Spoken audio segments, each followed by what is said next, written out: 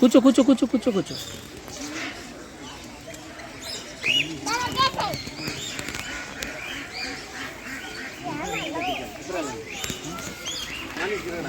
Park 2 పార్ట్లుగా divide చేయొచ్చండి. ఒకటి main park అయితే, ఇంకొకటి బర్డ్స్ కోసమే నిర్మించిన ఈ కొత్త ఎన్విరాన్మెంట్ అనమాట. దీని లోపల ఒక్కసారి చూస్తే ఏదో కొత్త ప్రపంచంలోకి వచ్చామా, కొత్త ప్రపంచాన్ని సృష్టించారా అన్నట్టు ఉంటుంది. కానీ లోపలికి వచ్చిన తర్వాత మనము ఓకే, ఇది చాలా బాగా డెవలప్ చేశారు, చూసినప్పుడు కొత్తగా క్రియేట్ చేసిన ఎన్విరాన్మెంట్ అని ఫీల్ రాదు. ఎప్పుడో మనం చిన్నప్పుడు ఒకసారి పొద్దునే నిద్రలేచిన తర్వాత ఆ మార్నింగ్ వైబ్స్, చిన్నపిల్లలకి ఆ బర్డ్స్ సౌండ్స్ ఎట్లాగైతే ఉంటాయో మనం చిన్నప్పుడు, అట్లాంటి వైబ్స్ అయితే ఖచ్చితంగా వచ్చాయండి.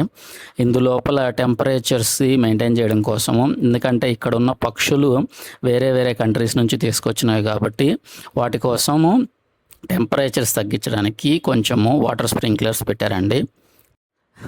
ఒక్కసారిగా చూస్తే ఇది ఏదో మూవీస్లో చూపించినట్టు, డైనోసర్స్ మూవీస్లో వాటి కోసం పెద్ద ఏరియా ఒకటి ఉంచుతారు కదా, అట్లా ఉంది. సౌండ్స్ వింటుంటే చాలా హాయిగా ఉంది మనసుకి. సో నేను ఎక్కువగా ఈ వీడియోలో తక్కువగా మాట్లాడతాను, ఎక్కువగా ఆ బర్డ్స్ ఒరిజినల్ సౌండ్స్ ఉండడానికి ఎక్కువ ప్రాధాన్యత ఇస్తాను.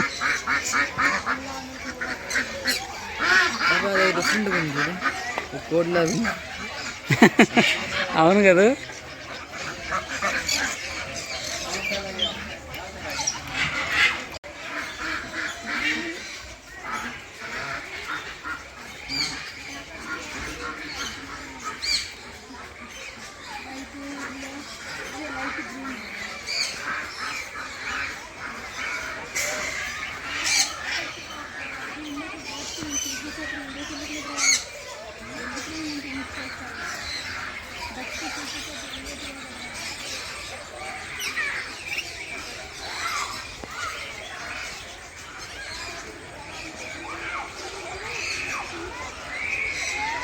పార్క్లో కూడా మెయిన్ ఇంకో అట్రాక్షన్ ఏంటంటే, మనము పెట్టలకి ఫుడ్ పెట్టచ్చు అనమాట.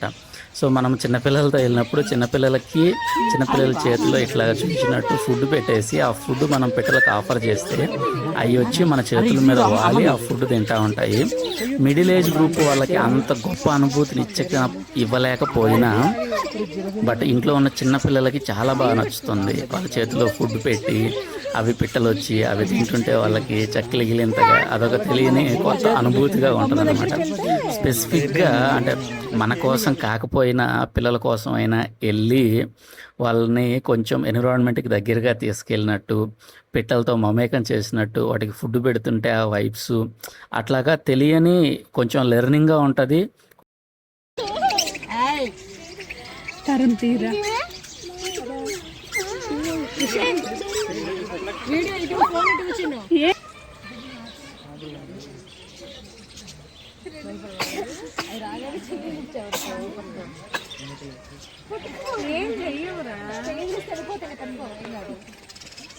కనిపించేలాగా ఏం కాదు. అరే నువ్వు వరవప్పుడు బయట రామ అట్లాగే ఉండు. వాడు చేయి తీసేయండి కదా, నువ్వు అక్కడికి పోతుంది. ఇక్కడ ఉంటే వాడికి కనిపించద్దు నీ చేతిలో ఉన్నాయని.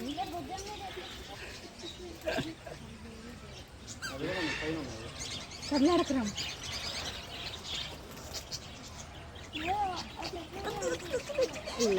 భయపడ్డామా నువ్వు?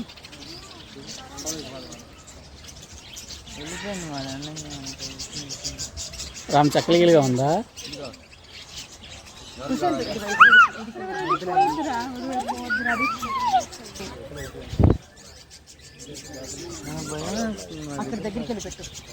ఇదిగో చక్కలిగా ఉంటుంది, నువ్వు చక్కలిగా ఉంటుంది.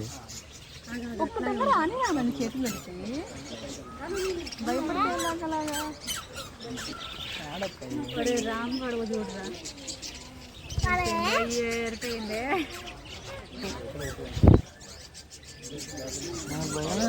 అక్కడ దగ్గరికి వెళ్ళి పెట్టు. ఇదిగో చక్కలిగా ఉంటుంది, నువ్వు చక్కలిగా ఉంటుంది.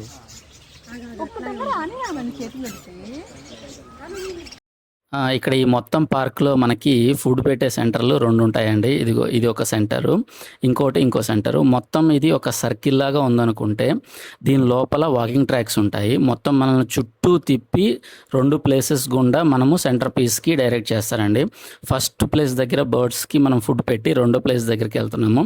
అది main hot point centre piece లాగా. అందులో వాటర్ పాయింట్ అన్నీ ఉంటాయి.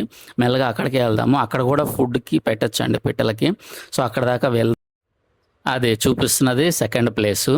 అక్కడికి మొత్తం వెళ్ళాలంటే చుట్టూ తిరిగి కొంచెం నేచర్‌ని ఆస్వాదిస్తా వెళ్ళాలి. వెళ్తున్నాడు రాము సెకండ్ పాయింట్‌కి. ఇక్కడ మెయిన్ అట్రాక్షన్ ఏందంటే సెంటర్‌లో మనకి కొంచెము వాటర్ ఫౌంటైన్ లాగా ఉండి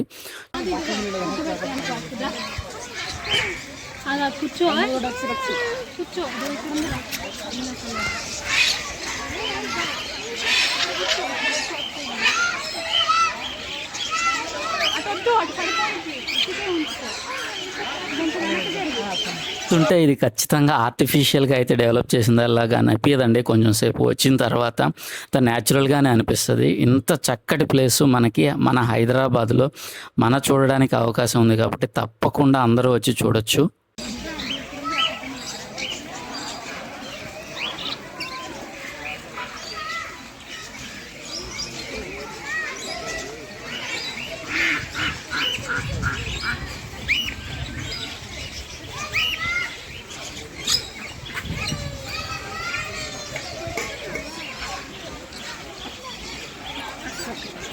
గమనించింది ఏంటంటే లోపల చాలా వెరైటీ చెట్స్ ఉన్నాయండి. ఆ చెట్లు ట్రీస్‌లో కూడా మ్యాక్సిమం వీళ్ళు ఎలా కొలాబరేట్ చేశారంటే అన్ని నాటు రకాలన్నీ తీసుకొచ్చారండి. హైబ్రిడ్ రకాలు, హైబ్రిడ్ చెట్లు కాకుండా మన నాటు ట్రీస్ అన్నీ తీసుకొని వచ్చి ప్లాంట్ చేశారు. చాలా ఎకో వరల్డ్ నేమ్ ప్రకారము ఎకో పార్క్ లాగా డెవలప్ చేశారు. చాలా బాగా నచ్చింది.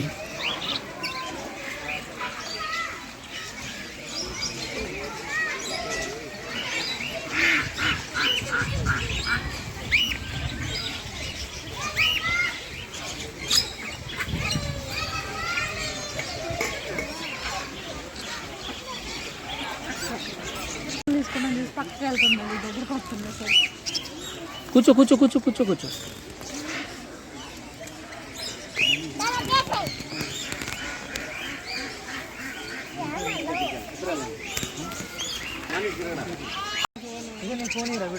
రామ్ ఒక్కసారి ఇటు తిరుగు. దగ్గరికి చిన్నగా వెళ్ళు, ఏం చేయకు.